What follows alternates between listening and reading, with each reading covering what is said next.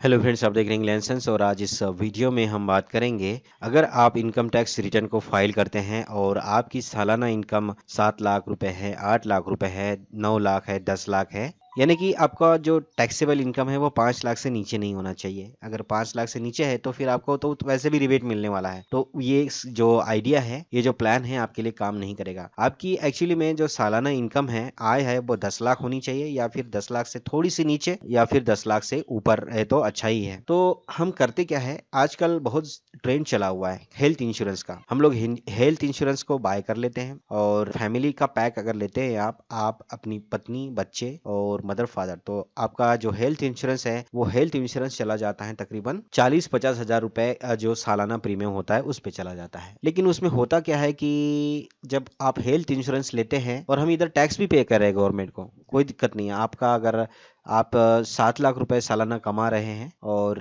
उसके बाद आपके सेक्शन 80 में पैसे जा रहे हैं, सेक्शन 80C में जा रहे हैं, डी में जा रहे हैं और सेक्शन 80 जी में जा रहे हैं, तो कोई बात नहीं, वो आपका वापस रिफंड हो जाता है। लेकिन आपकी सालाना आय 10 लाख से ऊपर है और सेक्शन 80C में आपने 1.5 लाख डिडक्शन लिया है, उसके बाद में एग्जाम्प्टेड अलाउंसेस में भी आपने जितना लेना था वो ले लिया है, उसके बाद में आपने और आपके जो इंश्योरेंस है वो तो कट ही गए हैं ऑलरेडी, जो आपने अलग से पे किए हैं किसी और उसमें किए हैं, बगैर सोचे समझे लिए हैं, तो उनमें भी आपको रिबेट वगैरह नहीं मिली है, डिडक्शन नहीं मिला है। तो आपकी जो टैक्सेबल इनकम है वो 5 लाख से ऊपर ही है और 10 लाख आप सालाना कमा रहे थे और टैक्सेबल इनकम आपकी 7 लाख रुपए आ गई है।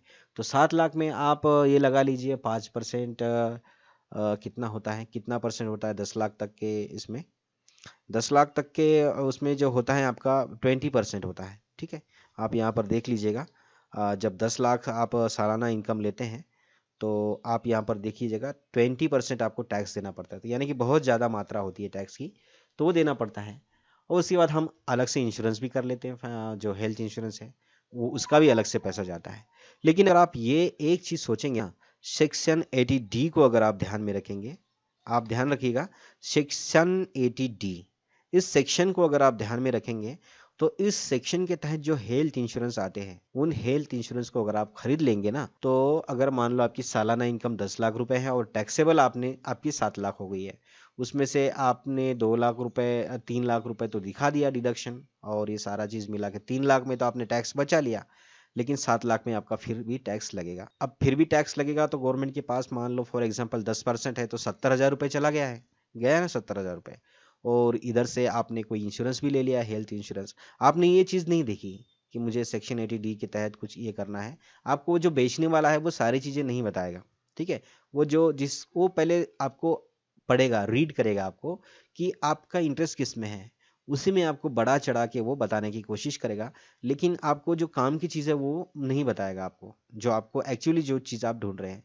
तो हमें, मेरे हिसाब से, अगर आप सेक्शन 80D के तहत अगर कोई प्लान लेते हैं, कोई मतलब ऐसा प्लान जो आपका फैमिली के लिए, आप हेल्थ इंश्योरेंस ढूंढ रहे हैं और सेक्शन 80D के तहत आप प्लान लेते हैं, तो देखिए 70 हजार रुपये आपका टैक्स गया गवर्नमेंट के खाते में, वो भी गवर्नमेंट के पास गया है, वो भी हमारे ही काम आएगा क्योंकि सरकार हमारे ही लिए उसका इस्तेमाल करेगी। लेकिन सिर्फ हम ही नहीं हैं, इंडिया में बहुत जो 10 लाख रुपए सैलरी साल की जो लेने वाले लोग हैं वो बहुत ही नीचे लेवल के लोग हैं हमारे जैसे। और इंडिया में ऐसे बहुत लोग हैं जो लाखों अरबों रुपए कमाते हैं। देश तो खैर उन्हीं के टैक्स से चलता है, हमारे टैक्स से तो चलता क्या है। लेकिन हम यही है कि भाई 25-50 हजार रुपए साल के बच सकते हैं, वो भी एक लिमिटेड पीरियड में। अगर कल आपकी 2-3 साल के बाद अगर आपकी सैलरी 15 लाख हो जाएगी तो आपको कोई भी कितना आप डिडक्शन दिखाएंगे, कितना डिडक्शन दिखाएंगे? एक लिमिट होता है डिडक्शन का, एक लिमिट होता है, उससे ऊपर आप दिखा नहीं सकते। अगर आपका 2.5-3 लाख रुपए टैक्स ही कट रहा है तो उसमें से आप 40 हजार रुपये डिडक्शन ले लेंगे सेक्शन 80D के तहत, तब भी तो आपको 2.5 लाख रुपए देना ही पड़ रहा है ना। 3 लाख रुपए टैक्स कटने के बाद में भी वो तो देना ही पड़ेगा आपको। मेरा कहने का मतलब ये है कि जिनकी तकरीबन 10 लाख के थोड़ी सी ऊपर या फिर थोड़ी सी नीचे है, वो लोग अपना 40-50 हजार रुपए का टैक्स बचा सकते हैं। कैसे बचा सकते हैं? आप इंश्योरेंस लेंगे, कौन सा लेंगे? Health insurance. आपके पास नहीं भी होगा तो भी आपको वैसे भी तो टैक्स जा ही रहा है सरकार के अकाउंट पे, है ना।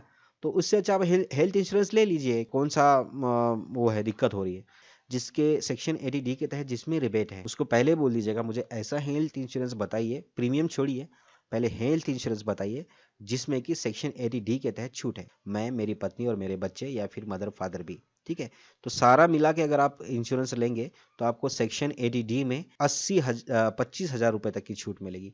यानी कि मैंने आपको पहले ही बताया कि अगर आप फैमिली का पूरा हेल्थ इंश्योरेंस लेते हैं तो ऐसी ऐसी कंपनियां बहुत सस्ते में देती है, तो सालाना आपका इतना ही जाता है, 25, 40, 50, ज़्यादा से ज़्यादा 60 जाता है।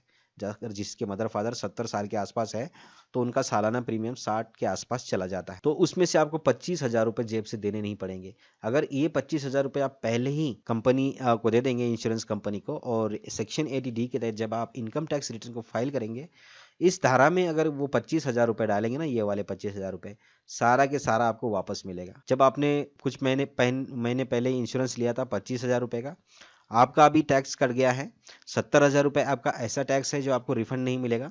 लेकिन जो 25,000 रुपये आपने पहले खर्च किए हैं वो अगर आप इसमें डालेंगे तो 70,000 रुपये में से वो 25 माइनस कर दीजिए तो आपको 45,000 रुपये ही टैक्स कटेगा। तो ये आपका फायदा है। यानी कि एक हिसाब से अगर आप देखेंगे तो जो आपने इंश्योरेंस लिया था हेल्थ इंश्योरेंस, वो आपको फ्री मिल गया है, क्योंकि आपका दोनों हाथ से पैसा जा रहा है ना। लेकिन सेक्शन 80D का अगर आप इस्तेमाल करेंगे तो आपका एक ही हाथ से पैसा चला जाएगा। पैसा तो जाएगा लेकिन फिर एक हैंड आपका आपके जेब में रहेगा और एक बाहर निकल जाएगा। तो वहीं अगर आप 70 साल से नीचे प्रीमियम पेड फॉर पेरेंट्स अगर मदर फादर के लिए करते हैं, जो जिनकी उम्र 60 साल से नीचे है, तो उनके लिए भी सेम है।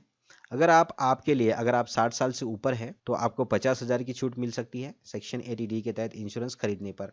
इंश्योरेंस का नाम है हेल्थ इंश्योरेंस, ठीक है। कई मतलब ये मत समझ लीजिएगा कि कोई आप टर्म इंश्योरेंस ले रहे हैं 2 करोड़ का, 3 करोड़ का, उसमें भी आपको छूट मिलेगी। टर्म इंश्योरेंस में नहीं मिलती है गुरुजी, छूट मिलती है हेल्थ इंश्योरेंस में। और आपके पेरेंट्स 60 साल से ऊपर है तो उनके लिए देखिए ये बहुत इंपॉर्टेंट चीज़ है। ये एक्चुअली मैंने इसके लिए ना स्पेशल वीडियो बनाना चाहिए था। बहुत ऐसे लोग हैं जो 10 लाख रुपए सालाना कमाते हैं और अपने मदर फादर का इंश्योरेंस नहीं है लोगों के पास में। सोचते हैं यार मदर फादर को खिलाओ पिलाओ, क्या इंश्योरेंस कराना। लेकिन यहाँ पर देखिए 50,000 रुपये की छूट है गुरु जी। वैसे भी तो आप सरकार को IT इनकम टैक्स डिपार्टमेंट को 70,000 रुपये टैक्स दे रहे हैं, वो तो सरकार की जेब में जा ही रहा है ना। पैसा तो आपका है, जा रहा है, आप कमा रहे हो, वो पैसा गवर्नमेंट को दे रहे हो आप टैक्स के रूप में। लेकिन उस पैसे को आप कम कर सकते हो, 70,000 को आप 20,000 पे ला सकते हो। मदर फादर जो 60 साल के ऊपर जिनकी उम्र है, उनका जो सालाना प्रीमियम है वो 60,000 से 70,000 से ऊपर नहीं जाएगा। बहुत ही अच्छी कंपनी से अगर आप लेंगे तो 80,000 से 70,000 से ऊपर नहीं जाएगा गुरु जी। अगर आप उसमें 50,000 रुपये यहीं से लेंगे, देखिए यहीं से सेक्शन 80D से ही लेंगे, तो आपको जेब से कितना जाएगा मदर फादर के ट्रीटमेंट के लिए? सिर्फ 20,000 रुपये जाएगा, है ना। तो आप ऐसा कर सकते हैं। अगर आपके वृद्ध माता पिता हैं तो वृद्ध माता पिता की छोड़िए, आप खुद भी अगर वृद्ध है सर तो आप कर सकते हैं। ज़्यादातर खुद वृद्ध तो अपने लिए तो नहीं करते हैं, वो बच्चों के डिपेंडेंट ही रहते हैं।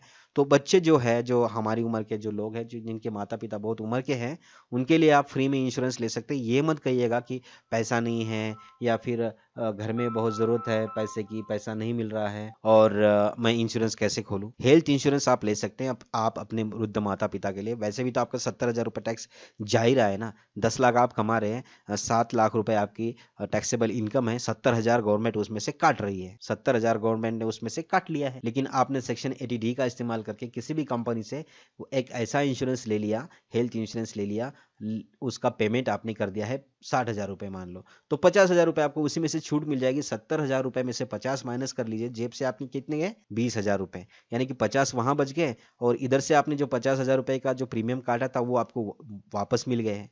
यानी कि कुल मिला के आपका 10,000 ही तो गया जेब से, 10,000 ही तो जेब से गया। 10,000 में आपको आपके माता पिता के लिए 60,000 रुपए का हेल्थ इंश्योरेंस मिल गया है। लेकिन इसमें एक शर्त है, ऐसा नहीं है कि आप किसी भी बनिया के पास जाएंगे, किसी भी एजेंट के पास जाएंगे और उसे बोलेंगे कि हाँ ये पैसे लीजिए और मुझे इंश्योरेंस दीजिए। हार्ड कैश इसमें अलाउड नहीं है। अगर आपने किसी को हार्ड कैश दिया है, मतलब टच होने वाले रुपए दिए हैं, तो वो मान्य नहीं है। हाथ में देने वाले रुपए मान्य नहीं है। इसके लिए आपको ऑनलाइन ट्रांजैक्शन ही करना पड़ेगा, ऑनलाइन ट्रांजैक्शन ही करना पड़ेगा, क्योंकि उसको वहां पर सेक्शन 80D में जब आप जाओगे तो वही डिटेल वहां पर आपको भरनी पड़ेगी। वहां पर पहले ही आपको पूछेगा कि ट्रांजैक्शन आपका ऑनलाइन है या ऑफलाइन है। आप ऑफलाइन आप भर ही नहीं सकते। आपको ऑनलाइन ट्रांजैक्शन अगर आपने किया है, ऑनलाइन पेमेंट किया है, तो ही आपको सेक्शन 80D के तहत आप छूट ले सकते हैं। और आप वैसे भी गवर्नमेंट को टैक्स दे ही रहे हैं, उसी टैक्स के पैसे में आप अपने माता पिता का इलाज कर सकते हैं, उनके लिए एक हेल्थ इंश्योरेंस ले सकते हैं। और हेल्थ इंश्योरेंस आपको अगर नहीं पता, जिसका सम इंश्योर्ड होता है वो 5 लाख होती है, 3 लाख होती है। और वो हेल्थ इंश्योरेंस का ऐसा अड़ंगा है इसमें कि ये बढ़ता है। अगर आपके मदर फादर बीमार नहीं पड़े तो वो अगले साल 25% 50% बढ़ता है।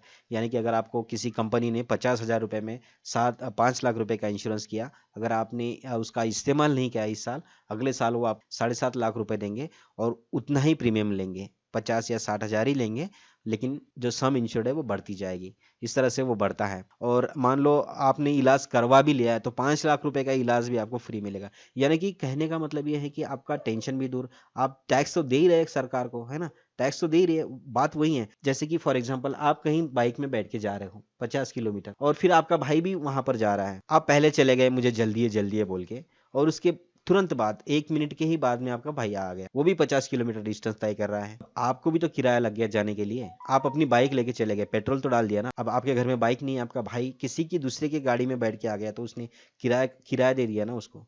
लेकिन अगर आप 1 मिनट रुकते, थोड़ा सा सोचते, दोनों भाई एक गाड़ी में अगर बैठ के चले जाते तो एक का किराए का पैसा बचता ना, है कि नहीं? वही बात है यहाँ पर भी। थोड़ा सा सोच लीजिएगा, समझ लीजिएगा। वीडियो अगर समझ में नहीं आए तो दोबारा से आप देख सकते हैं। मेरी ये रिक्वेस्ट है आपके समझने के लिए। अगर आपकी इच्छा है, अगर आप अपने आवेश में नहीं देखना चाहते तो कोई बात नहीं, लेकिन अगर आपको समझना है तो देख सकते हैं। अगर आपको ये वीडियो समझ में आ जाएगी तो सेक्शन डी के तहत आप इतनी छूट ले सकते हैं 50,000 रुपए की हेल्थ इंश्योरेंस में, 60 साल से नीचे और ऊपर के जितने भी लोग हैं।